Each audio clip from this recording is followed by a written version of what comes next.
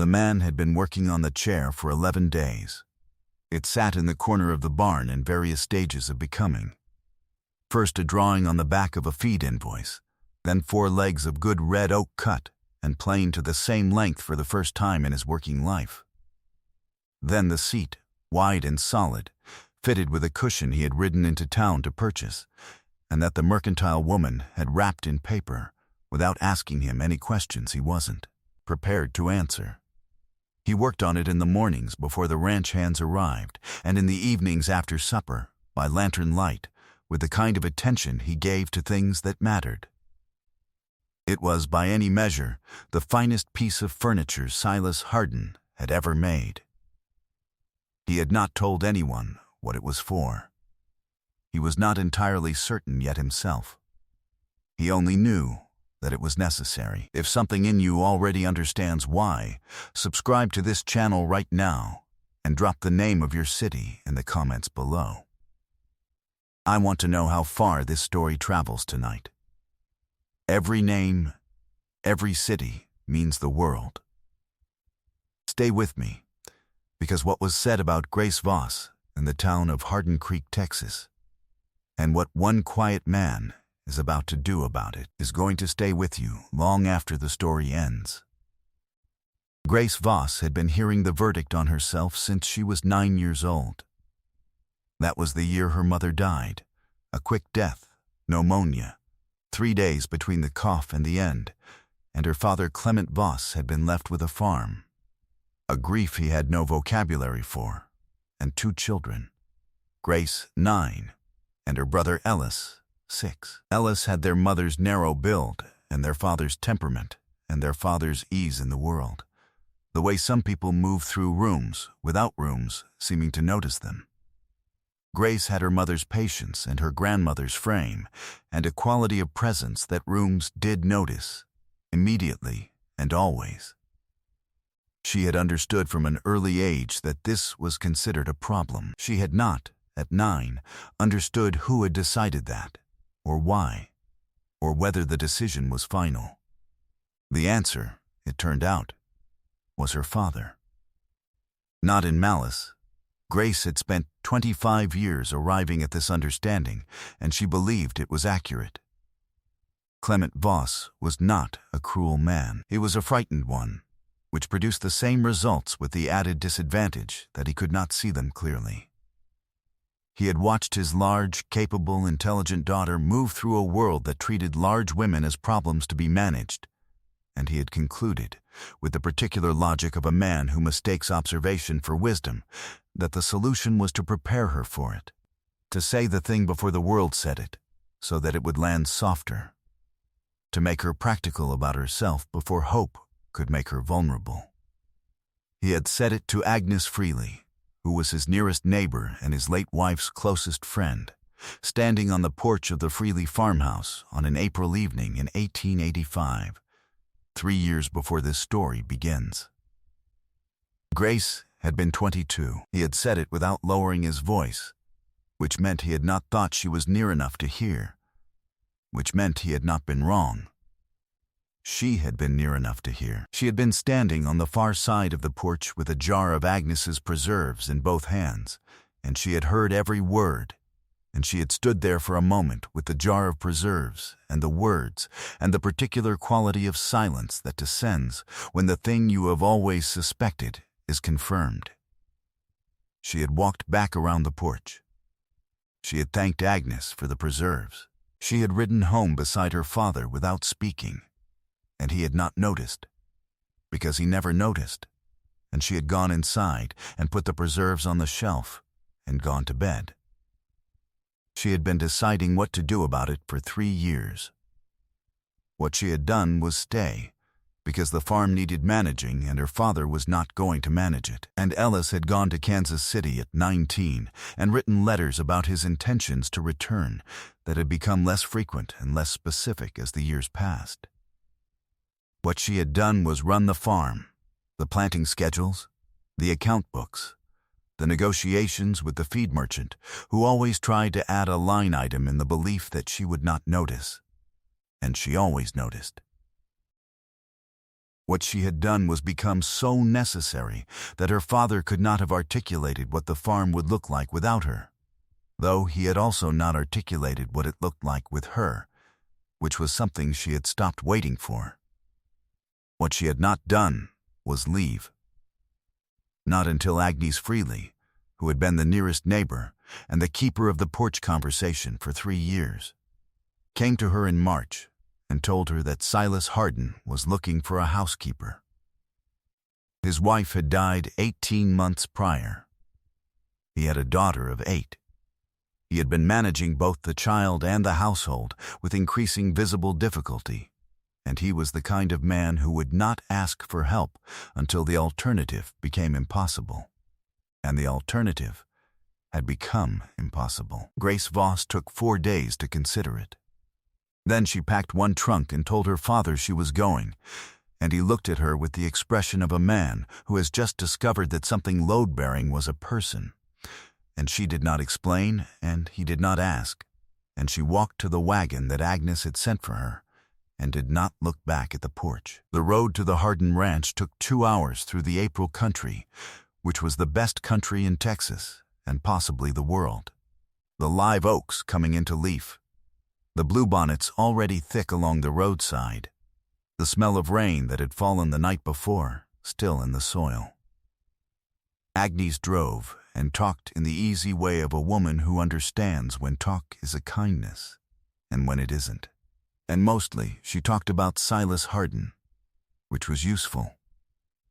He had come to Harden Creek from Arkansas 11 years ago.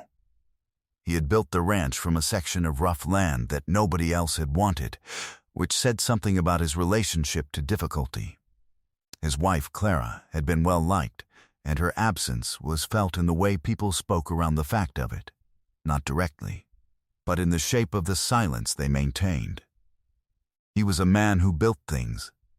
The barn, the fence lines, most of the house itself, he had made them, or remade them, with his own hands. He communicated, Agnes said, primarily through what he did rather than what he said, which in Agnes's experience was either a great virtue or an enormous inconvenience, depending on the circumstance. He's fair, Agnes said. He pays what he owes and a little more. He won't trouble you. What does his daughter need? Grace asked. Agnes was quiet for a moment. She needs someone who doesn't treat her like she's breakable. She's been treated like she's breakable since her mother died. Grace looked at the bluebonnets along the road. All right, she said. They saw the ranch before they reached it. A clean, well-maintained property on a slight rise above the creek. The kind of place that declares its owner's relationship to order without being ornamental about it. The barn was large and in good repair. The fence lines were straight. The house was plain and solid, and it had a porch with a rocking chair that someone had left at an angle facing south toward the water. Silas Harden met them in the yard.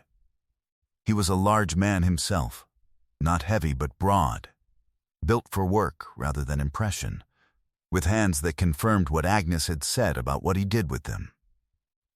He shook Agnes's hand, and then Grace's, and he looked at Grace the way a man looks at something he is genuinely trying to evaluate rather than performing the evaluation of, and he said, Miss Voss, I'm obliged you came.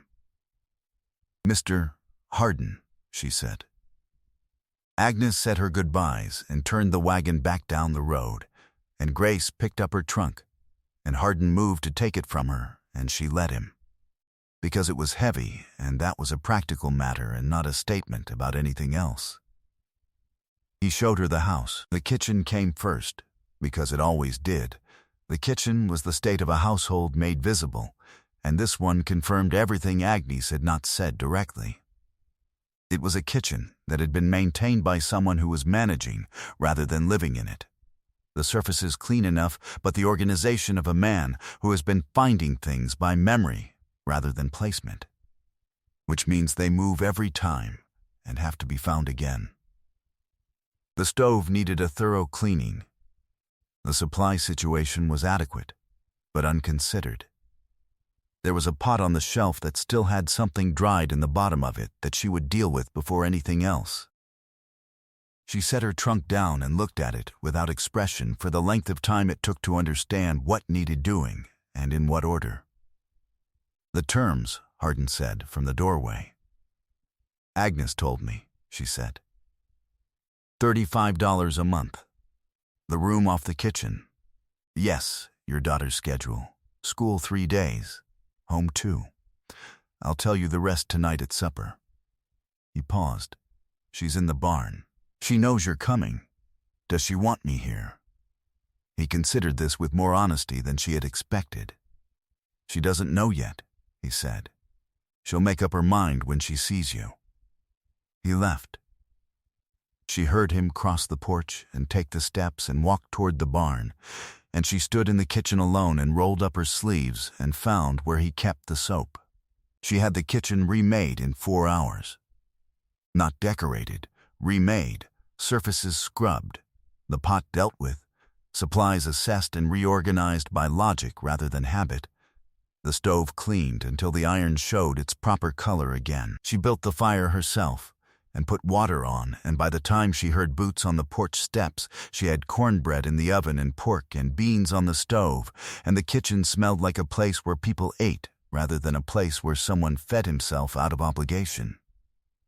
The boots stopped at the kitchen door. She turned. The girl was small for 8, not thin, just compact, with her father's quality of stillness and her mother's face in the photograph on the mantel, which Grace had noted without staring at. She stood in the kitchen doorway with her arms at her sides, and she looked at Grace the way a person looks at something they have been told to expect, but have reserved the right to assess independently. "You're big," the girl said. "I am," Grace said. "Pa said you were coming to cook. And clean. And whatever else wants doing."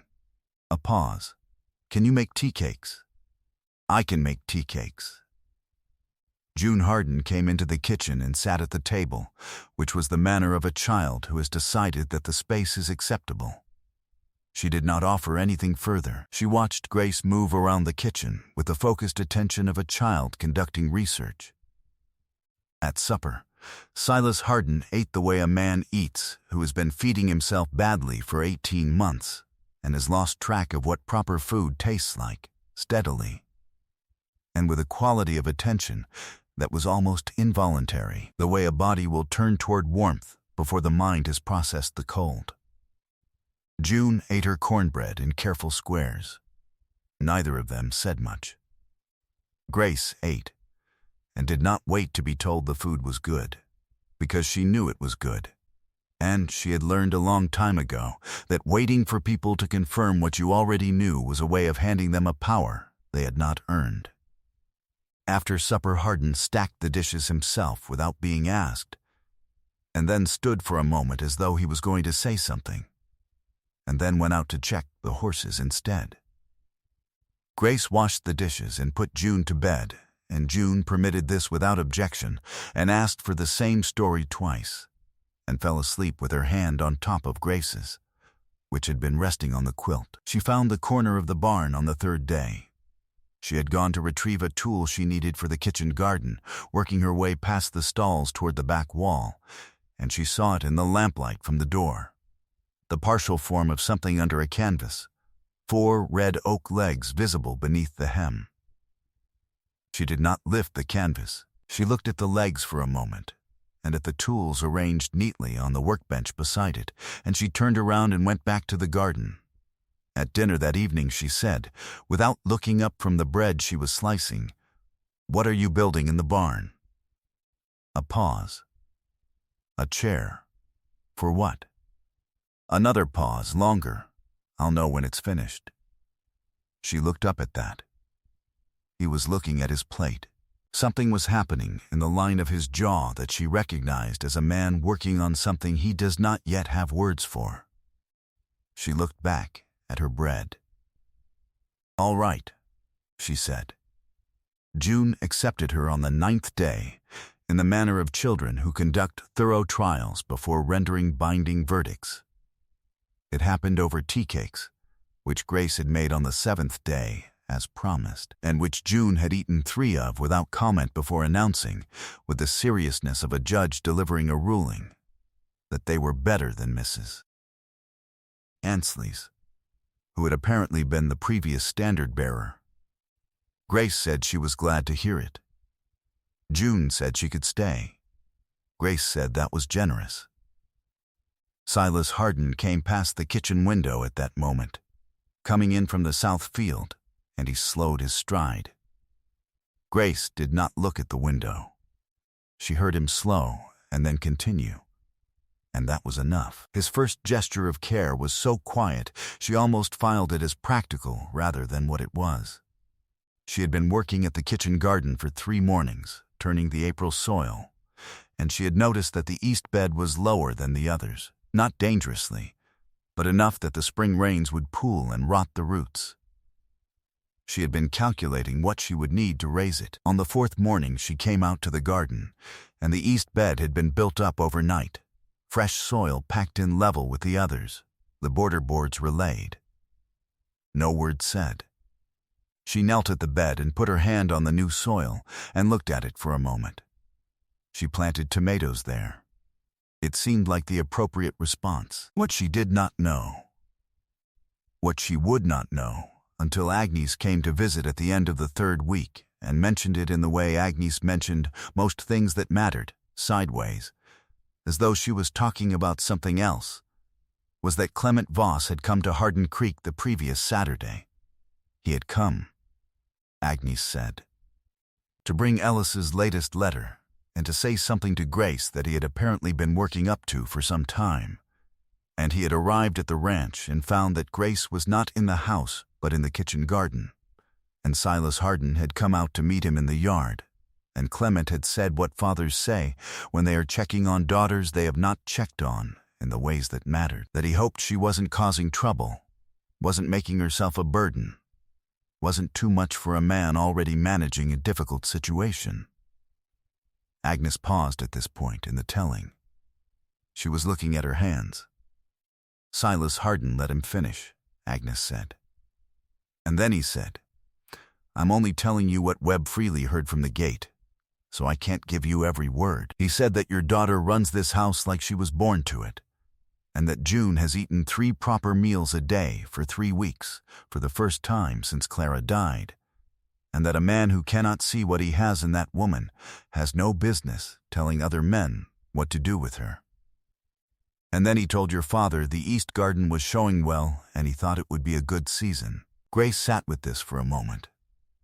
She was at Agnes's kitchen table, and outside the window the April country was doing its April work, completely indifferent to everything.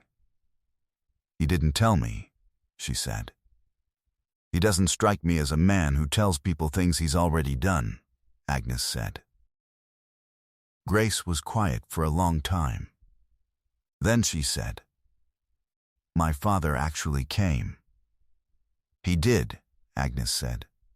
He looked, I won't say smaller, because that's not quite right. He looked like a man who has had something explained to him that he should have understood a long time ago. She rode back to the ranch in the late afternoon, and the live oaks along the road were fully leafed now.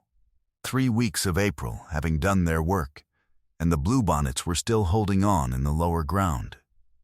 She thought about her father standing in the yard of the Harden Ranch while a man she had known for 3 weeks said the thing that Clement Voss should have said for 25 years. She thought about this for most of the 2-hour ride, and she did not fully decide what she felt about it, which was all right. Some things required more time than a single afternoon. Silas Harden was on the porch when she arrived back, sitting in the angled rocking chair facing south. He watched her come up the road and put the horse away and cross the yard without getting up, which was not rudeness.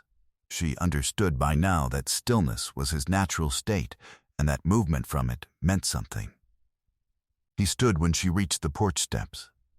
Agnes told me, Grace said, about my father. He said nothing. He looked at her steadily. You didn't have to do that. I know, you could have told me. I know that too. He was quiet for a moment. Then he shouldn't have come here saying what he said. Not about you. She stood at the bottom of the porch steps and looked at him.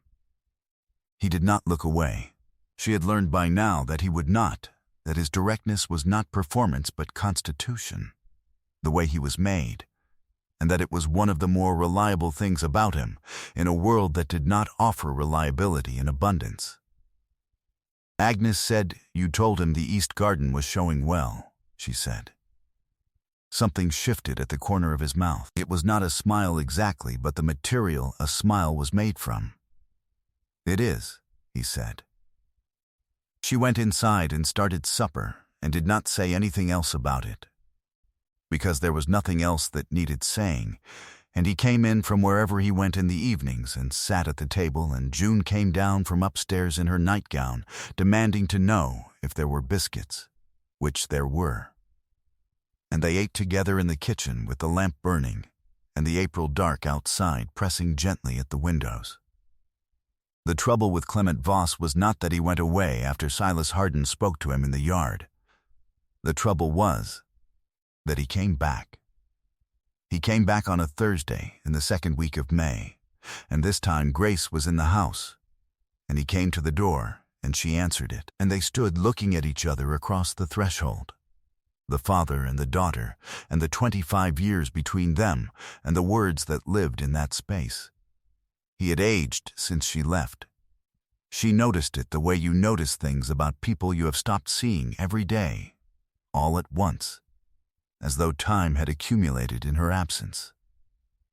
"I want to speak to you," he said. "Come in," she said. He came in. He sat at the kitchen table, her kitchen table now, or at least the one she set and cleared and knew the grain of from 3 weeks of daily use, and he held his hat in his hands, and he looked at it, and she poured coffee and sat across from him and waited. "I said something," he said, "about you. 3 years ago. I know what you said." He looked up. She looked back at him, and she did not make it easy for him, because making it easy was not honesty, and she was done with things that were not honest. "I thought I was being practical," he said. "I thought if He stopped. His hands worked at the brim of the hat. "I thought the world was going to say it to you, and I could. I don't know. Get there first. Take some of the weight out of it. You were my father," she said. "The world saying it is one thing. You saying it is another thing entirely." He sat with that.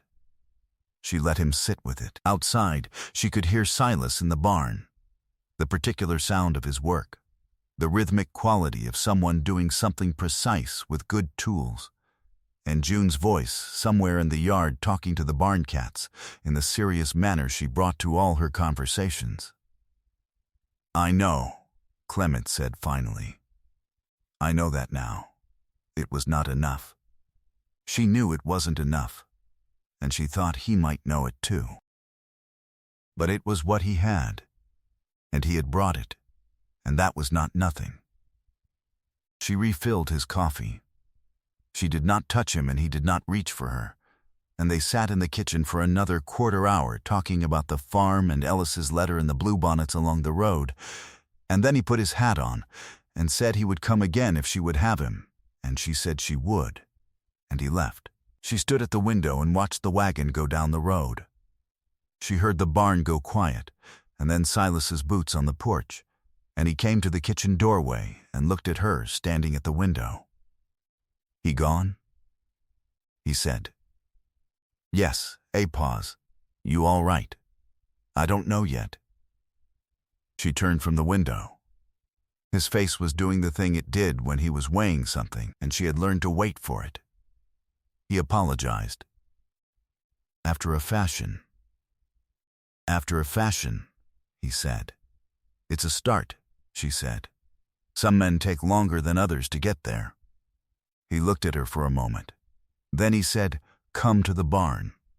She followed him out through the April evening, across the yard and through the barn door, and he led her to the back corner and took hold of the canvas and pulled it away. The chair was finished.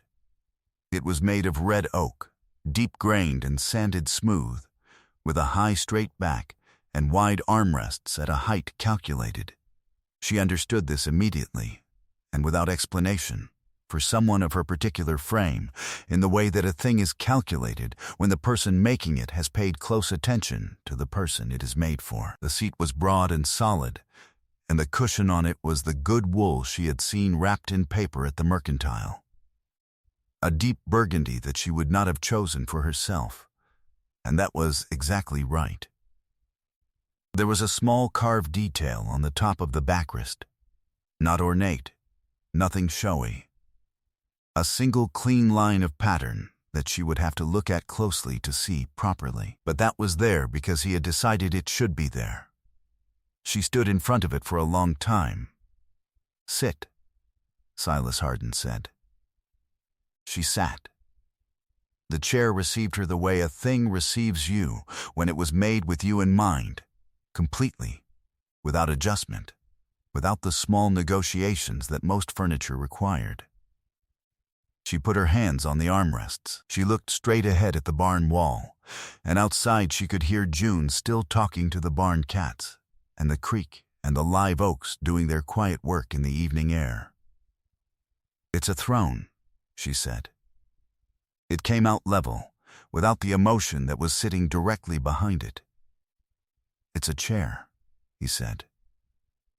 And then, after a pause, "But yes," she kept her hands on the armrests and looked at the barn wall and did not cry, which was a choice she made deliberately and which cost her something.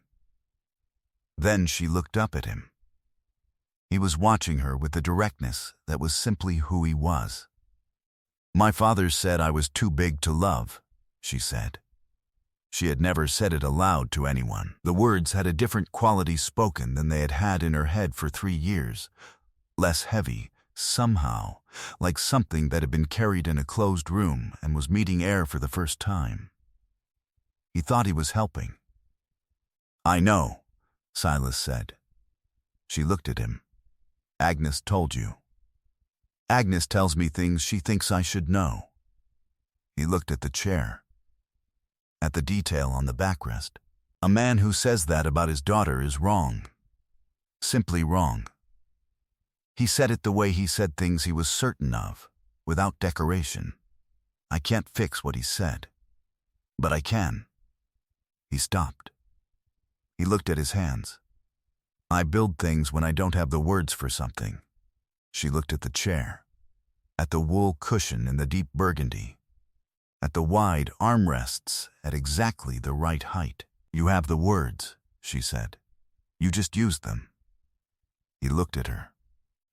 The thing at the corner of his mouth happened again, and this time it completed itself.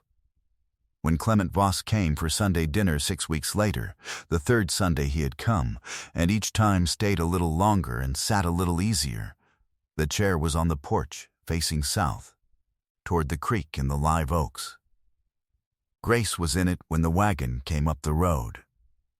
She did not get up when he pulled in, because she was situated comfortably and the view was worth remaining for, and she raised her hand to him and let him come to her. He crossed the yard and climbed the porch steps and stood in front of her in the chair, his daughter, in the chair that a man had spent 11 days building for her, on the porch of a ranch that was beginning to understand her shape. And something moved through his face that she did not try to name.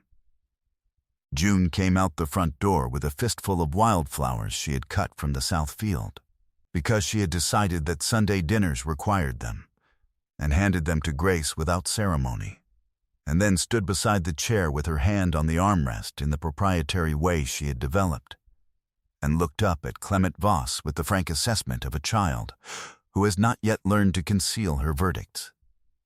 "She made cobbler," June said, "with the peaches from the cellar. It's very good." Clement Voss looked at his daughter, at the chair, at the child's hand on the armrest. He took his hat off.